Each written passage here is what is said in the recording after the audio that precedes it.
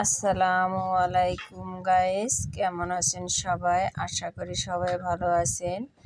আর আজকে আমি চলে আসলাম আমাদের বাড়িতে ইফতারি দেওয়া হবে প্রতি বছরের মতন। আসলে সবসময় আমার আব্বু 2 ড্যাগ বিরিয়ানি রান্না করে দেয়, কিন্তু যাই হোক এবার একটু সমস্যার ভিতরে আছে। পরিবার বলতেই তো সবার সমস্যা সবসময় থাকে, তো এবার একটু সমস্যার কারণে 1 ড্যাগ দেওয়া হচ্ছে। আর আমরাই বলেছি আব্বু তোমাকে কোনো বাবুর্চি আনা লাগবে না, আমরা নিজেরাই রান্না করব, যেহেতু 1 ড্যাগ। আমরা তো বাসায় কম বেশি 3 কেজি 5 কেজি পোলাও তো রান্না করেই থাকি, বিরিয়ানি। আর এই বাবুর্চি আজ আমরা 2 বোনই হলাম, 2 বোন বলতে আমার ভাবি আর আমি মিলে আজ রান্না করলাম।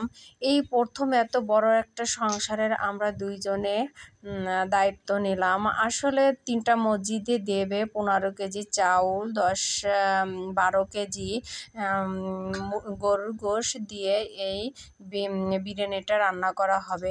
মাশাআল্লাহ, চেষ্টা করলে কে না পারে, তাই না?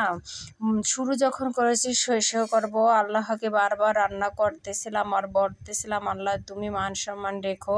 আর আমরা তো ছোট মানুষ, বিয়ের হয়েছে মাত্র 10 বছর, তাহলে বোঝেন আমরা তো ছোটই। তাহলে আমরা ছোট হিসাবে কতটুকু আমাদের জ্ঞান বুদ্ধি হয়েছে। যাই হোক, আমরা কিন্তু বড় একটা দায়িত্ব নিয়ে ফেলেছি। আর এই যে আমরা সকাল সকাল রান্না করে যখন দম বসিয়েছি, তখন মাশাআল্লাহ সবাই বলতেছে না ভালোই হয়েছে, খারাপ হয়নি। আর এদিকে ইফতারি টাইম হয়ে গেছে, আমার আব্বুকে নিয়ে আমি শশা কাটতেছিলাম। শশা কাটার পরে সব মসজিদে ভাগ করে দেওয়ার পালা চলে আসছে। আমার আব্বুকে, আম্মুকে, আমার ভাবিকে নিয়ে 3 জনে মিলে আমি ভাগ দেওয়ার জন্য বসে গেলাম।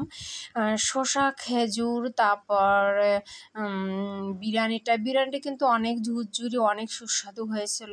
এটা সবাই খেয়েছে তখন বলছে যে খুব ভালো হয়েছে। মাশাআল্লাহ, বড় একটা দায়িত্ব নিলাম। আর আমি কিন্তু আমার বাবার একমাত্র রাজকন্যা।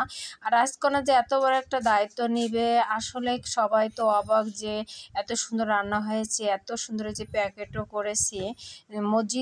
একটা মসজিদে প্যাকেট দেওয়া লাগছে। আর এদিক থেকে ঈদের কেনাকাটা করলাম, এদিক থেকে সন্ধ্যার পরে এই কেনাকাটাগুলো বসে গেলাম। আর এই যে 3 পিসটা দেখতেছেন আমার হাতে, এটা আমার জন্য, এটা আমার হাজব্যান্ড আমার ম্যারেজ ডে উপলক্ষে আমাকে গিফট করলো। আর এখানে আমার দেবরের বউ, আমার ভাবির জন্য, সবার জন্য এখানে কেনা হয়েছে।